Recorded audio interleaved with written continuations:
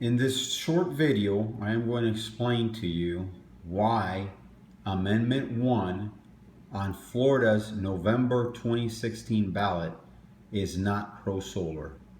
This amendment is a sham. It's a scam. It was sponsored by the big utility companies to help the big utility companies. Right now, I am logged into helpsolarpower.com. This is the sister site for helpsolarpower.org. All right, let's take a look at this site. I'm going to go ahead and scroll up and help explain to you guys exactly what is going on here. The first thing we need to see is who actually paid for this sham amendment. If you look on here, basically Duke Energy, Gulf Power and Light, FP&L, TECO, the Koch brothers, ExxonMobil. These are the people who are sponsoring Yes on One.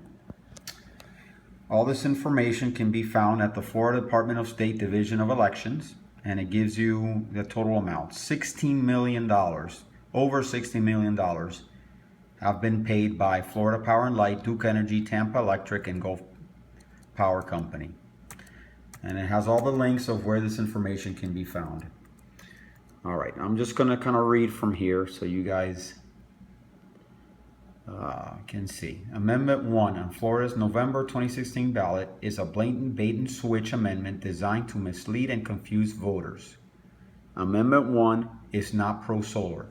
Amendment 1 was sponsored by the big utility companies to help the big utility companies, not consumers.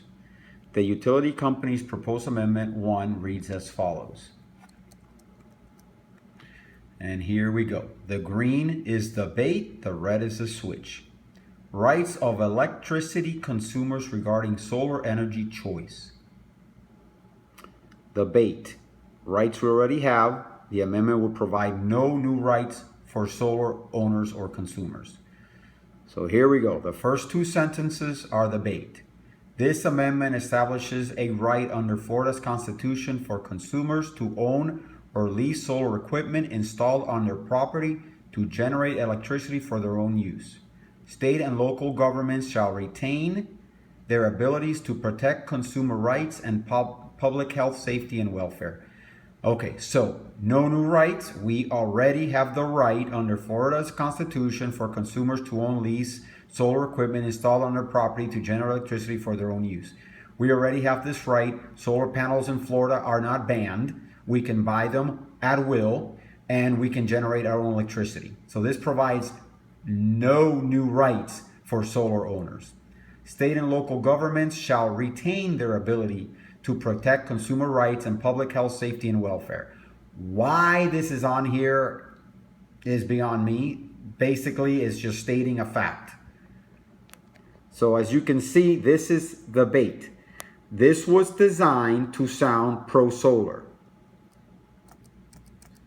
The last sentence, and to ensure that consumers who do not choose to install solar are not required to subsidize the cost of backup power and electric grid access to those who do.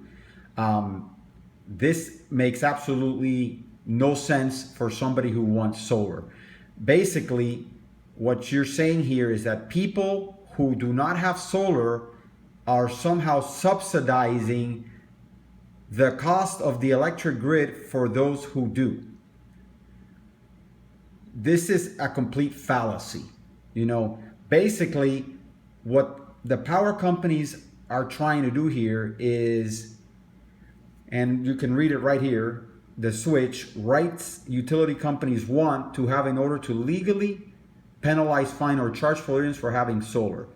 People who have solar panels on their roof are consuming less electricity, and the utility companies don't like that. So they want to figure out a way to punish them.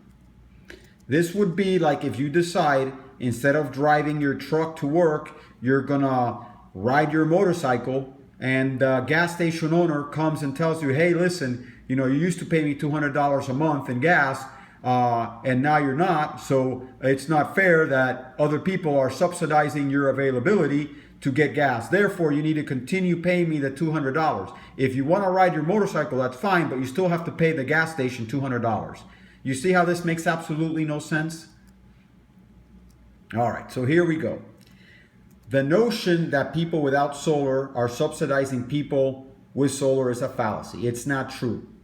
And actually, you can go on helpsolarpower.org, and this has been debunked by PolitiFact. So PolitiFact Florida has debunked this, and there's a link to it on helpsolarpower.org. All right, so the notion that people without solar are subsidizing people with solar is a fallacy. It's not true. Rooftop solar increases the supply of power to the grid and reduces the demand. 101 economics teaches us that more supply and less demand equals lower prices for everyone. Lower electricity prices helps consumers, not the utility companies. So here we go. That's basically what's motivating these utility companies to spend $16 million. They want to penalize people for using less power. The utility company's goal is to be able to legally penalize people for consuming less power. Like I stated, Amendment 1, if passed, could fine and charge Floridians for having rooftop solar.